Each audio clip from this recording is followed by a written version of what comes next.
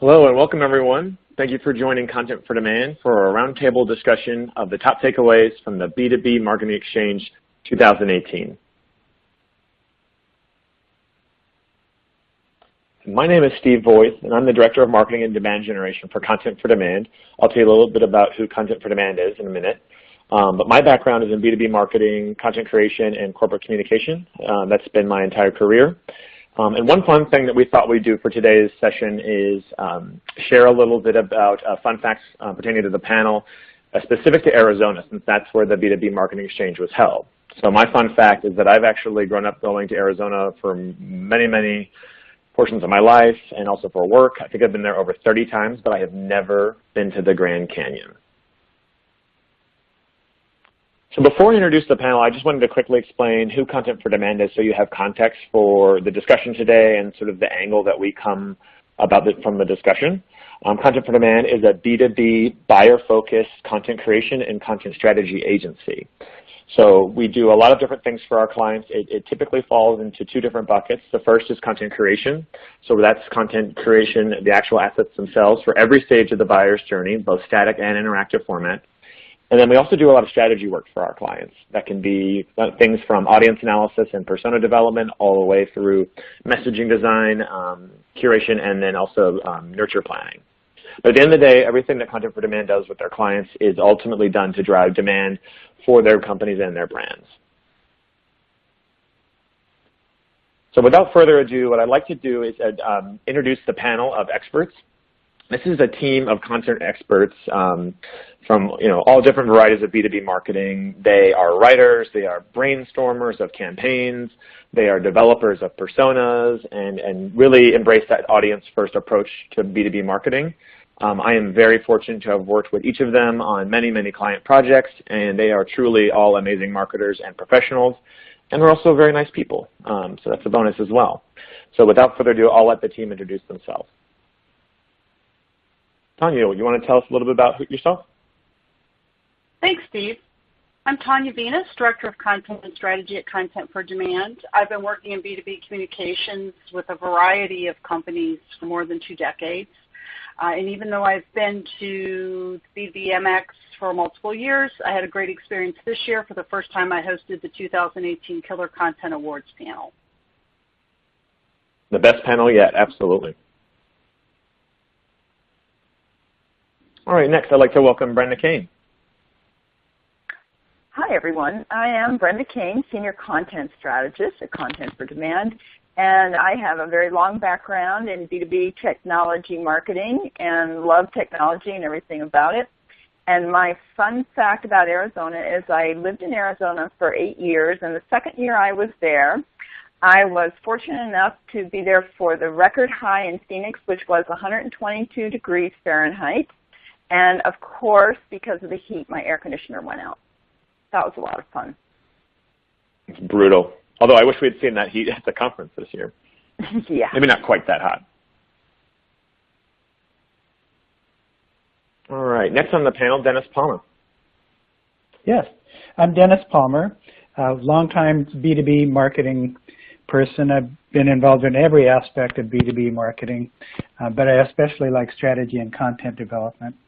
My fun fact about Arizona is the first time I was in Arizona was on a college road trip on the way to Mardi Gras. A long road trip indeed. All right, and last but certainly not least, Kelly Shermack. Hi, I'm Kelly Shermack. I'm a content strategist with Content for Demand, and my background comes from multiple B2B industries with an emphasis on content marketing and journalistic reporting. My fun fact about Arizona is when I was at the Grand Canyon as an adult, I saw a lot of elk and got to photograph them up close. Actually, I forgot to mention, Kelly, you and I need to talk about an elk story, but mine is from Wyoming, and it's not as PC as yours.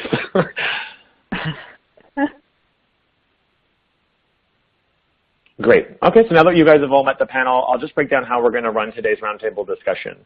That's where we'll start, and what we're going to focus on is just looking back at the B2B Marketing Exchange this year. It was a really action-packed event with a ton of really engaging speakers and a lot of different breakout sections. This year's event had over 6 different tracks ranging from ABM, content creation, sales impact, sales enablement, and just a variety of different topics. So there's a lot to cover there. And what we're going to do during the roundtable discussion is try to distill it to the top 8 or so takeaways for folks who were at the event. And then if you weren't able to attend, hopefully this is a good chance for you to kind of catch up on what you might have missed.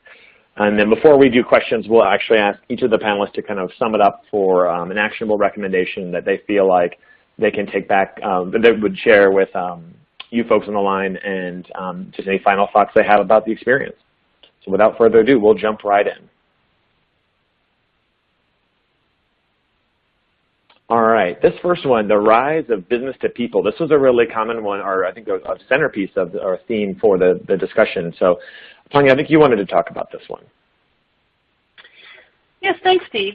So, the rise of business to people, what does it mean? Business to people is really about building on the unique human experience of each prospect or buyer that we engage with via content.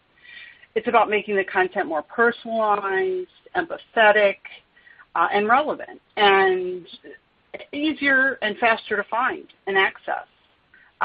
Think about how we're getting used to apps like Uber and Netflix in terms of our personal needs and how easy it is to use those and get to what we want to do quickly.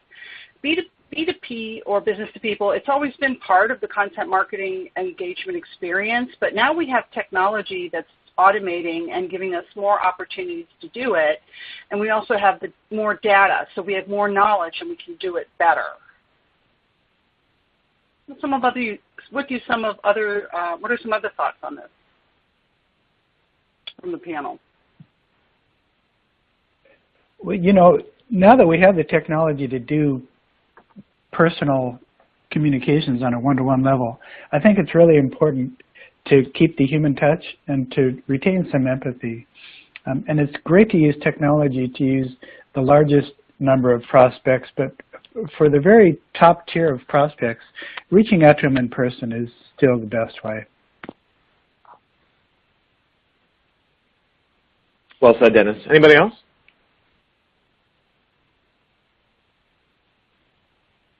All right, we'll move on to the next point. Okay, point number 2 is that there was a lot of discussion, and this is actually a theme I've seen at a couple different conferences, but a really dedicated discussion to almost adopting the Netflix model to content creation and B2B marketing. Brenda, you want to talk a little bit about that? Absolutely. So I had a bit of an aha moment during a session called Binging on Content, and the presenter artist made the point, which should seem to be really obvious, that when buyers are ready to buy, they need content and they need it now. So if we're doing nurture strategy and dropping a piece of content every 2 weeks, that's just not going to work in that kind of context. So our buyers, they want all the information and they want it fast. And if they go to our website, most likely they're going to have a hard time finding what they're looking for. So one of the suggestions that came out of that session was that we can create hubs, which we had done for a number of our clients, but the idea is that they can go to this hub and they can binge on all the content they want.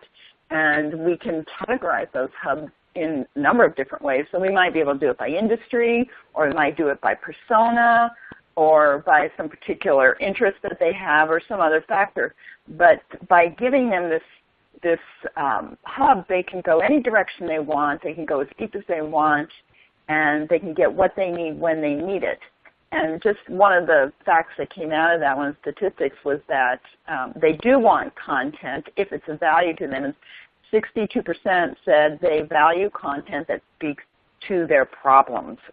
So as long as we have that, let's let them binge.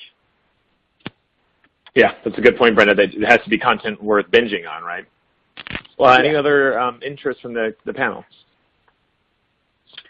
Yeah, Steve, I think that something that's really important about this is that people understand it's not about necessarily about being entertaining, right? Netflix is an entertainment company. We go there when we want entertainment.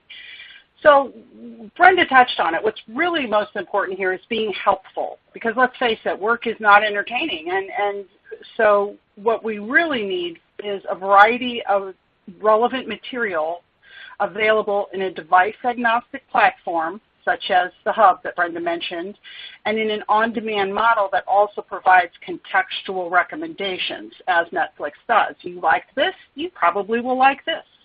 And that's really what we're talking about when we're talking about the Netflix model. Absolutely.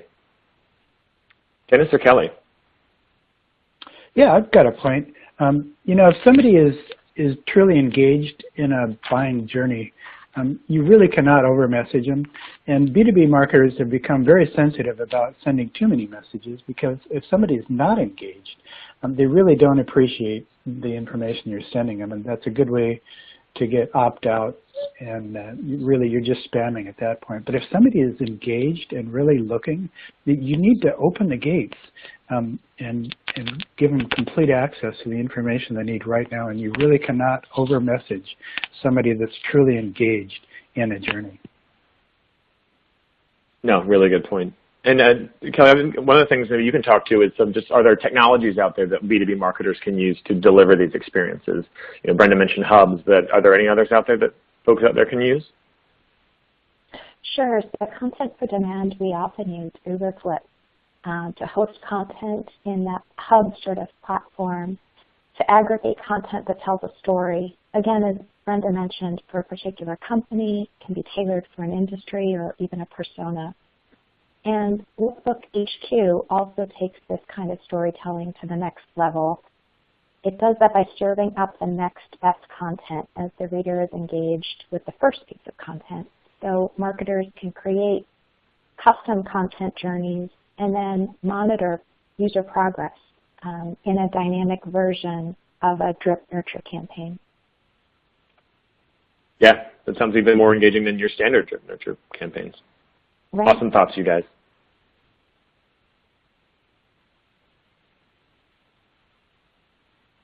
So this is an interesting one. Embrace the ever-expanding marketing tech stack. I mean, we've all seen that image of just all the different marketing technology vendors out there, and I feel like it's never, ever going to get smaller. Dennis, I know you wanted to talk a little bit about this. What stood out to you at the event? Yeah, Steve, what really struck me as I walked around the marketplace and spoke with the vendors and I listened to the presenters and the workshops is that the level of complexity of marketing technology has been increasing for a while, but now it has suddenly taken a sudden upswing in the degree of complexity, especially with the advent of artificial intelligence. And that's going to have a big impact on the way we do marketing and also on the way we learn about marketing. It's going to have an impact on what universities need to teach, because in the past, marketers went to school for business, for marketing, for communications. They weren't studying computer science. But today, people really have to have a high level of technical expertise. It's going to make a big difference in the type of on-the-job training we do. And it's even going to make a difference in the kind of people we hire into our marketing organizations.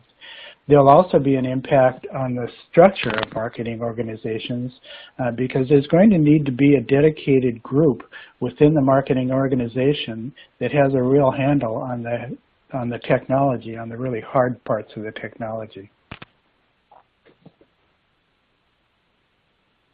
Yeah, good, excellent points, Dennis. Anybody else feel like they heard a lot about the marketing tech stack and how it's getting more and more complex? Dennis and Steve, you first. Everyone on the CMO panel, CMOs from Bottom Line, Ipswich, and WorkWave said that marketers need to be able to move fluidly through marketing functions. Jean Hopkins of Ipswich said she builds her team like a Sudoku game, which I thought was pretty cool, with members who can change position and still deliver marketing success. And then Ken Winko on that panel, he's at WorkWave. He said that he looks for marketing athletes for comfortable using marketing technology no matter their role. And Christine Nurnberger of Bottom Line said she wants everyone on her team to be a digital expert, able to create marketing for SEO, or voice search, or other emerging technologies. Yeah, excellent advice from CMOs. Brenda, were you going to say something?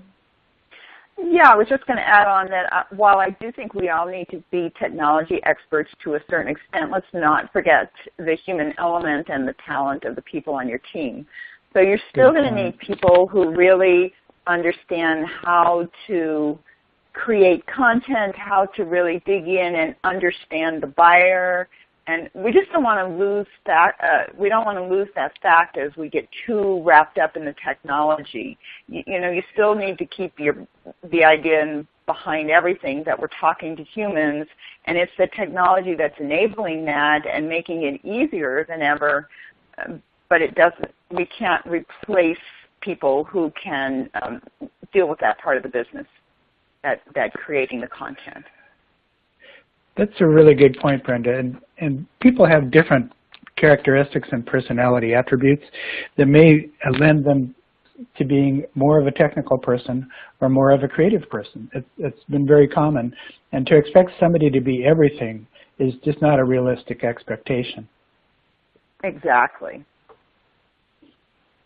And to that end, we heard from a couple of speakers that, and this is the first time I've heard this really being spoken about at this event, that we've gotten to the point where really we should be auditing our marketing tech stack and making sure that's what is in there is useful and is not just creating noise or work that isn't aligned with our buyers. That's a really good point. In fact, Gene from Ipswich mentioned that they're doing that. And it's surprising in a large organization how many technology platforms they are paying for and nobody's using. And if you have too many platforms, it makes it inefficient to get people up to speed. Yeah, and I believe Dennis, did they comment? That Gene said she was instituting that a quarterly audit on the marketing tech stack, if I'm not mistaken. Right. That was exactly what I was going to ask, Tanya, just about the frequency. You hear a lot about annual auditing of content. Sounds like we got to do that quarterly for our technology. Excellent thoughts, guys.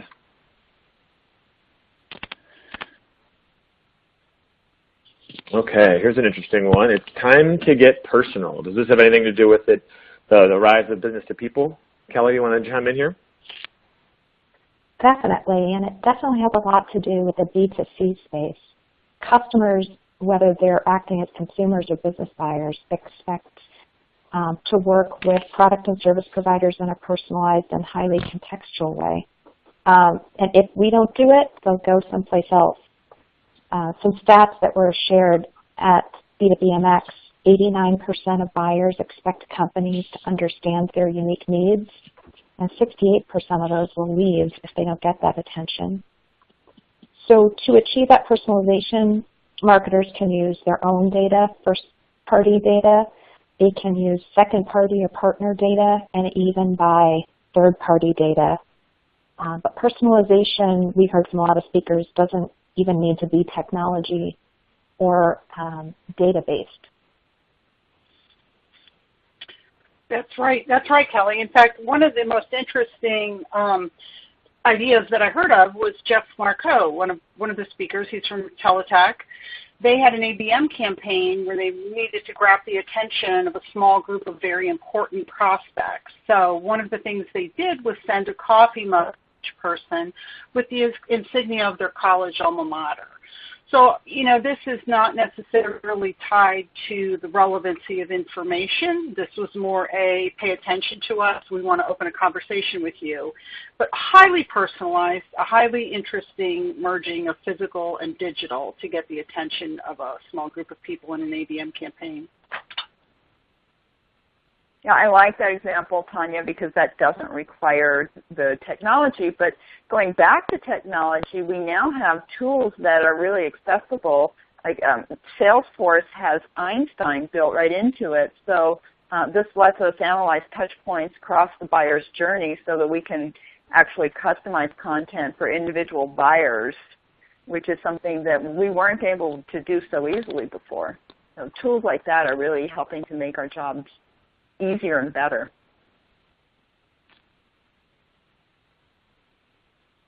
You know, I think it's important to remember that we are talking to people, and even though we're doing B2B marketing, these people get exposed to a lot of B2C marketing.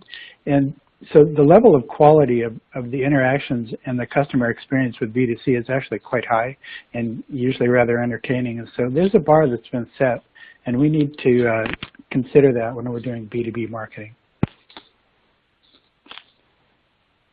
You know, all really good points. This was one of my favorite ideas that came from the conference.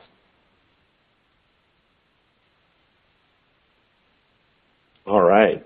This is one of my favorite ones, and one I'm excited to talk about, the idea that B2B doesn't have to be boring. Brenda, do you want to expand on that a little bit? Sure. So this was a theme that we heard recurring a lot. And the idea is that as buyers, our B2B buyers, even though they're business people, they're also humans, and they're used to having a consumer experience, as Dennis was talking about just a little while ago. So when they get to the office, they don't leave those personal experiences at the door. They might even be working on their phones and on their computers and going back and forth between personal and business things. So all of that's merging, the personal and the business. And so they're expecting content that is like their consumer experience. So it's our job to try to be more creative with the content that we serve up to them. And we need to be pushing our organizations a little bit more to take some risks, to test the limits and see what happens.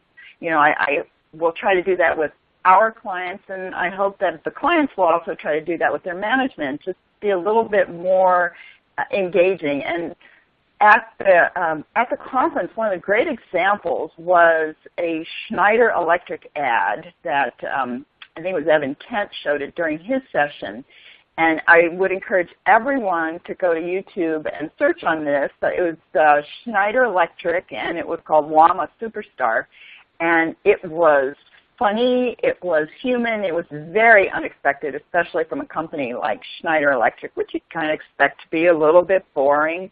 But this ad was absolutely just engaging and fun, and, you know, it went around the world and showed a llama, and it was all about a facility manager. So how do you make that exciting? That's a pretty good trick, and that's something that we should be trying to do in all of the content that we're creating for our B2B customers. Great example, Brenda. And another one I'm thinking about is one we have with a client who manufactures material handling equipment. And that client really wanted to show sort of the human side of what their equipment can do. So we created with them a short mixed media video that's based on a family having breakfast. And using the mixed media elements, we're able to show how this material handling equipment is used to bring food from farm to table, whether it's avocados or maple syrup or even ice for drinks. And it's a great example of a B2B client with a highly engineered, highly technical product, looking at the human side of what their services and equipment do, and also extending it out to not just their customers, but their customers' customers. Yeah, I love that idea, Tanya, that customers always add that very authentic and our storytelling component, and that just naturally makes things stand out and be a little bit more creative. As a practitioner, you know, owning marketing for a marketing agency, I wanted to share a few sort of tips and ideas. And again, admittedly, Content4Demand is at a bit of an advantage because our audience is marketers, and there's sort of a natural propensity for them to accept creative campaigns. But a few things that we found, or really one key thing that we found to be successful in adding to our creativity is trying to newsjack when and where we can. And a practical application of this is really how we go to market at the booths and trade shows that we attend and those sponsorship opportunities. We always try to align the booth to a theme that is mirroring whatever's going on in pop culture or just out there in the space. A good example of this is that around the premiere of The Last Jedi, we tried to align all the booth signage leading up to that around the Star Wars idea. So just a kind of a turnkey example of how we were able to add things more creative by paying attention to what's going on out in the popular culture and aligning it to that.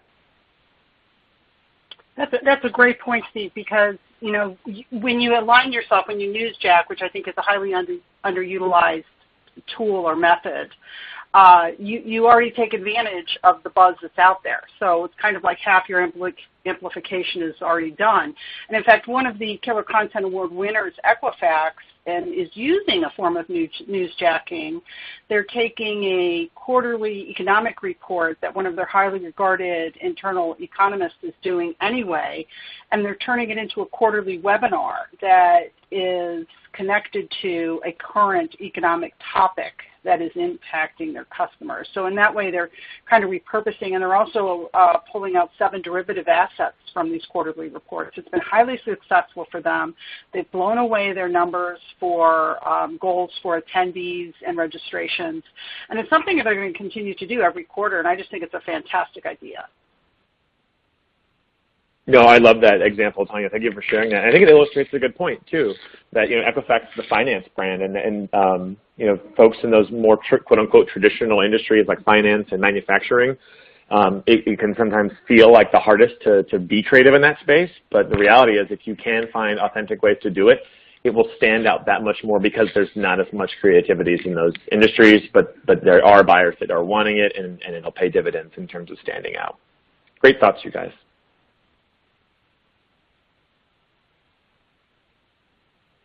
All right, let's talk about AI and machine learning. This has been a really interesting topic that's taken more center stage just in the last year and in the last couple, really. Dennis, you want to talk about this one? Yeah, I'd be glad to, Steve. We've been hearing about artificial intelligence for several years now, and until now, it always seemed like something that was pretty far off in the future, and we didn't really have to worry about it. But guess what? It's here, and people are actually using it. And so the best way to learn about something is really by doing it. So I think it's time for marketers to take the jump and give it a try. And unlike other marketing technology that's been around for a while and is mature, you can research those technologies, and there's plenty of information about what are the market leaders in each area. That's not really true with AI, so it's a little bit scary trying to find a type of AI to jump in and learn with. But I would suggest look at the applications that you already have in your marketing stack and then see if they have recommendations of plugins or add-ons that can help their marketing application give you the one-to-one personalization you're looking for. For example, as Brenda mentioned, Salesforce.com has Einstein, which is an artificial intelligence plugin that helps you segment much, much finer. And one of the presenters, actually James Taylor, gave a talk on creativity, and to underline the fact that artificial intelligence is here today, he shared with the audience a movie trailer for a horror movie that was made completely with IBM Watson artificial intelligence. No human hands touched it, and it was a great trailer. So it's really here today, and it's time to take a look at what can you try and go look for some technology to use with your stack. Dennis, so I'd like to follow on that because I went to a session called AI Within Reach, Demystifying Artificial Intelligence. And in that session, Lisa Ames was talking about taking baby steps. We don't need to jump into this and get overwhelmed and not know where to start.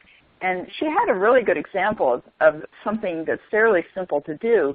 So when you have your visitors, your B2B visitors go to your website, a lot of times it's really difficult for them to find content. And what you can do using artificial intelligence, you can identify at least the account or company name from where they are, and you can just have a pop-up that then serves up content that they might be looking for based on who they are. So it's really simple. It's a good way to just get your feet wet and jump in there because, like you said, you got to just start using it. It's here, and there are great tools out there, and we just need to use them to help us be better marketers. Absolutely.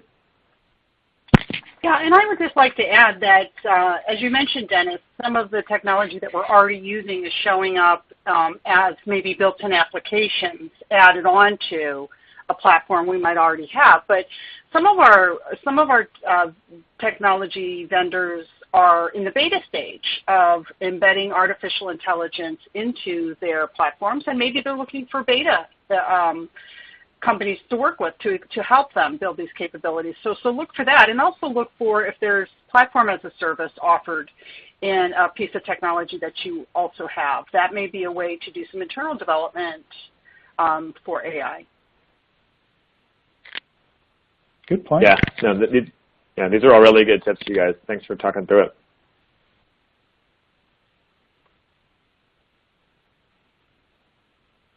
Okay, actually this is the idea that I think I was the most excited to talk about, this idea of less is more when it comes to the marketing funnel. Kelly, you want to talk a little bit about it? Yeah, sure. So this was a really fun concept to come out of the conference and came through in a couple of presentations that I attended. As we know, traditionally B2B sales has been open to all comers, and the marketers were not shy about sharing that even though more and more of their prospects are doing self-directed sales education, sales is still ready to pounce at any point. So rather than feed leads to sales immediately, marketing wants to understand prospects with a greater precision and be confident that they can do something for them before passing them over to sales. So to kind of counteract that inclination that sales has to reach out even before a prospect has raised his or her hand, Susan Wall from Oracle plus Bronto acknowledged that they're dealing with this as one of their biggest challenges. And then SnapApp, David Cunningham from SnapApp did a whole presentation on burning the playbook and changing the criteria for a marketing qualified lead. They're taking on the same challenge by keeping leads with marketing longer, and again, changing those criteria for a marketing qualified lead, because they recognize that the struggle to scale the sales funnel is real. So he called upon marketers to set their playbooks on fire, to rethink their lead scoring, and to provide more valuable, engaging content in the formats and channels that buyers actually use. SnapApp has identified 6 triggers that it calls raising a hand, actions that indicate that a buyer is really ready to talk to sales. And so it's not bogging its sales department down with weak leads. And David was clear in saying that sales pushed back a little bit and said, hey, our lead volume is down, but conversion on SnapApp's MQLs is 35% when it had been 4% to 8%.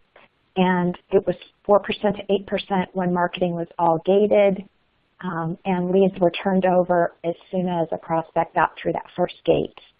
So SnapApp has removed those gates on primary content and is now spending some more time allowing prospects to nurture their own journeys.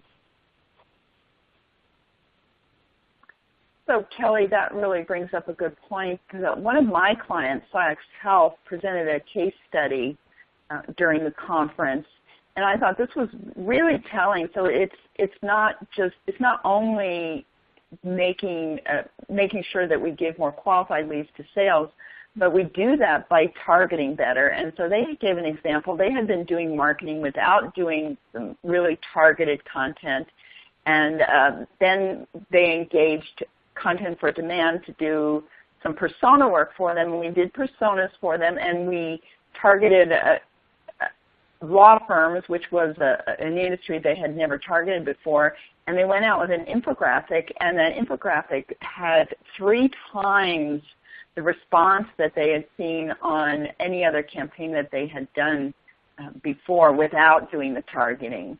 So they got, not only did they get a lot of response, but they were much more qualified leads and really helped them launch a new program from scratch and build it into a $5 million portfolio in about 7 months. Yeah, no, good thoughts, Brenda. But I just, as a demand gen professional, I think this is such it's seemingly radical idea, but I actually love this sort of this emphasis on quality and that less is more.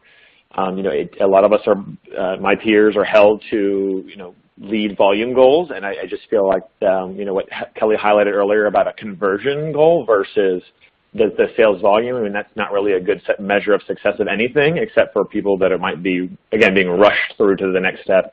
And it's going to make your sales team that much less likely to engage with the leads you are providing. So I love this idea of sort of slowing down the funnel, adding additional touches to make sure that those leads are actually marketing qualified.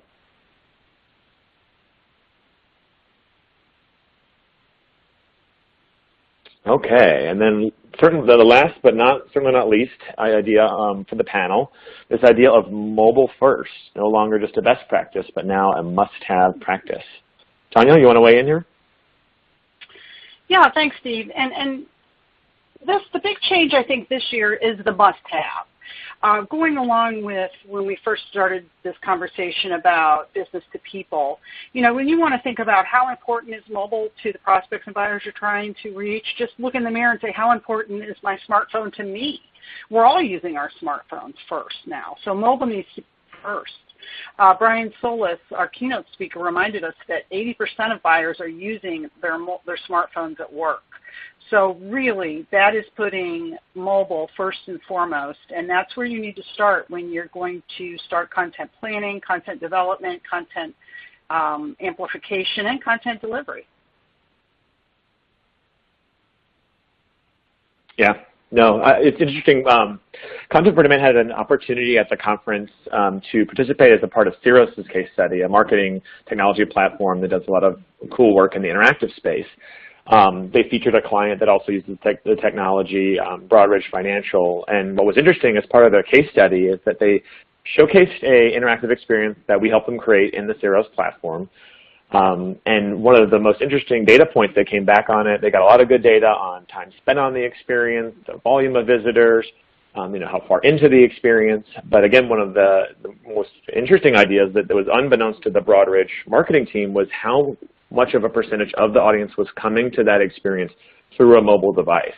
So it was able to break down the Cirrus platform, the percent of the audience that came from iPhones, Windows phones, Androids, and iPads, and that was over 50% of the volume of traffic there, where they had, again, as a financial brand, they had just assumed that most of their audience was going to be coming from a laptop or a desktop, but it couldn't have been farther from the truth.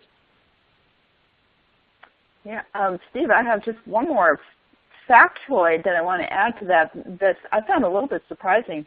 So Paul Peterman from Facebook said not only do we need to do mobile first, but we should consider doing video first on mobile. And he gave us this fact that by 2020, 70% of the videos will be viewed on mobile devices.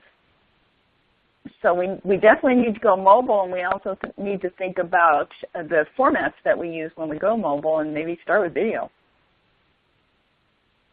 Good point, Brenda. And I heard from many other vendors that video is going to become, one of the top formats. It is so flexible, and it is so easy to use in mobile. Yeah, easy. Not often a thing we marketers get to say. Okay, so a lot of interesting ideas brought to the table. This is an opportunity I'd like for each of the panelists to kind of go through and just kind of share either a final thought or takeaway for the audience. Brenda, you want to start us off? Sure. I'm going to repeat myself because I really like this. My final thought would be just don't be afraid to take risks. Let's be more creative in our content and really just push ourselves and push our organizations to be a little bit more like B2C marketers. Love that idea. Tanya, how about you? My advice is do something different. If you haven't tried interactive content, try it. If you haven't If you haven't done any research on how people are coming to your content, do some research. Put up a quick portal that sort of serves as your Netflix-style platform. Just do something different. Technology allows us to do things quickly, gather information, assess, change, or move on. Love that. Agile, just try it marketing. Okay, Kelly, how about you? I'm going to push something we haven't talked about. Steve, you did a great Lunch and Learn presentation on influencer marketing, and it really opened my eyes to influencer marketing. Much of the content that we have already lends itself to either call-outs or embedded video or audio with influencer testimonials. But I think a lot of clients we deal with have influencer marketing already done. They're just not using it to the extent that they could. So chances are you have some influencer marketing content already in the form of voice of customer survey data or case studies, maybe even employee self-evaluations. So consider repurposing that content or creating content for influencer marketing campaigns and elements that you can embed in other assets. I mentioned testimonials from customers and employees appearing as call-outs, and like we were just talking about, the video is really hot, so consider embedding some video snippets in longer form assets, and then repurposing those maybe as social media posts. Yeah, love me some repurposing and influencer marketing. That's a great suggestion, Kelly. All right, Dennis, you want to take us home? Yeah, I think my parting thoughts for B2B marketers are to embrace the new technology. It can be kind of scary. Change is never comfortable. But with marketing technology, change is inevitable. And the fact of the matter is artificial intelligence is here today, and it's a powerful tool to help you actually do one-to-one personalization that we've never been able to do before. And I think that's really exciting. So embrace the technology. Yeah, time has passed to be scared of that technology. Good call out, Dennis. And those are all. Thank you again for all the panelists for some fantastic insights and the great final thoughts. We would love to part with you guys with cocktails, as is shown on the screen here. And because we can't do that, we're all remote. What we'll do instead is just switch to questions. All right. So what we'll do here is just kind of we'll have open Q&A with the panels and myself. We've got a nice volume of questions coming in, so I'm going to try to get through a few here before we wrap up. So this first one comes from Elaine, and what she's asking is how can we be more proactive versus reactive in our marketing? Anyone want to jump in there? I'll take this one, Steve. So we've heard some great suggestions from presenters at the conference. One is about ABM marketing, and there was a lot of discussion both in sessions and on the marketplace floor about ABM. So it can be done with technology, certainly, but even in a more elementary form. You could develop a profile of your ideal customer and then define your target markets based on those profiles or a profile and match it with data on the total addressable market to find relevant accounts for an ABM campaign. Using technology, you can certainly employ chatbots to do some machine learning about different queries that you're getting, about interest in the market. But in a low-tech way, you could actively coach inside sales reps on what to talk about based on the channel through which they're getting prospects or the message that a prospect has received prior to talking to inside sales. And lastly, in the CMO panel that I attended, the CMO of WorkWave suggested getting involved in communities where your target buyers hang out. Even if your competitors are already there, participate in those communities. No, great answer, Kelly. Anyone else want to chime in before I tackle the next question? All right. This next question comes from Dave, and he's asking, are personas still going to be relevant in the era of artificial intelligence and machine learning? Interesting one. Can I take that one, Steve? By all means, Brenda. Sure. So I think absolutely personas will still be relevant. And my thinking behind this is that AI and machine learning helps us look at behaviors and what people do. But it still doesn't really get behind that to look at what's going on psychologically inside someone. And the only way that we really understand that is by talking to them. And when we do personas, we go out and we do questionnaires and we can do in-depth interviews. And we can talk to people personally and hear their pain points, you know, right out of their mouths, and we don't have to make any guesses. So I think that it can still inform and supplement all this AI and machine learning and really help us create content that speaks not just to their business needs, but to their personal concerns, the things that are getting them stressed, the things that give them headaches. And I think we can't do that just with machines. There's always a place for humans, and there's always a place for talking to people. No, well said, Brenda. Anyone else want to chime in on that one? Yeah, I think I just want to. Oh, go ahead, Dennis. Yeah, I think there's a lot of value in humans being a big part of the equation when artificial intelligence moves forward. And James Taylor, who gave a talk about creativity, said that artificial intelligence is being used by chess masters now. And when a human chess master is using AI, it's really unbeatable. But if it's just AI without the human interface, it can be beaten. And so the point is that the human adds the creative touch, and the human adds the really empathy part of understanding the persona of the prospect. And AI today can't do that. So you need the combination. Go ahead, Tanya. One thing to remember about AI and machine learning is that they do have limitations, and one of them is that they can only work with the data that you have put into the database that they're calling on to do their work. So, for example, let's say you have a persona that is in a highly regulated industry. If those regulations change, whatever intelligence is in that machine is not going to have that piece of information. So personas are still relevant because roles change, things change, pain points change, challenges change, solutions change. And so you're always going to be looking at your buyers and updating them based on what's going on in their lives. Yeah, the updating being a key point there, right, Tanya? Things change, your personas need to evolve with that. So great thoughts from all of you guys. And since we wanted to kind of wrap things up with only about 45 minutes, I'm just going to take one last question, and then for everyone's question we didn't get to, we will follow up directly.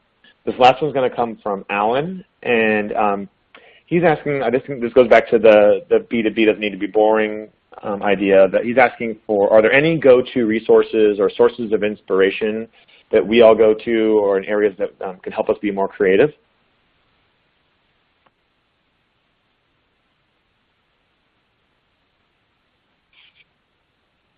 Let's not all jump in. I would say one thing to do is look at business to consumer.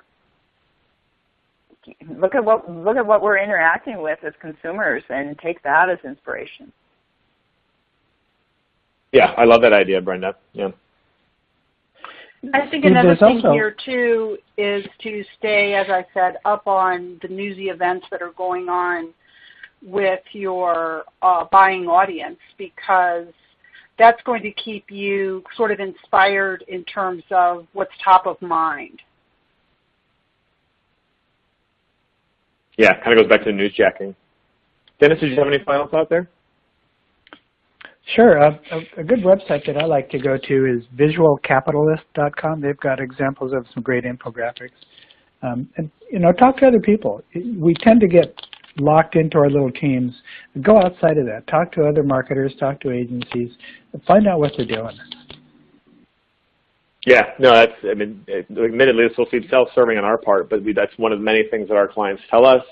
Is it just having us even coming in at the idea level to kind of help them get out of their normal marketing cadence and some of the more ideas that they would come up with just on their own, is us being able to come in as birthday parties and offer up those ideas and enhance the creativity, if nothing else. So great. Well, that's all the time we have for questions, but I want to thank all the panelists again for joining me on a great recap of the B2BMX 2018 event, and we'll be in touch soon. Thanks, everyone, for joining.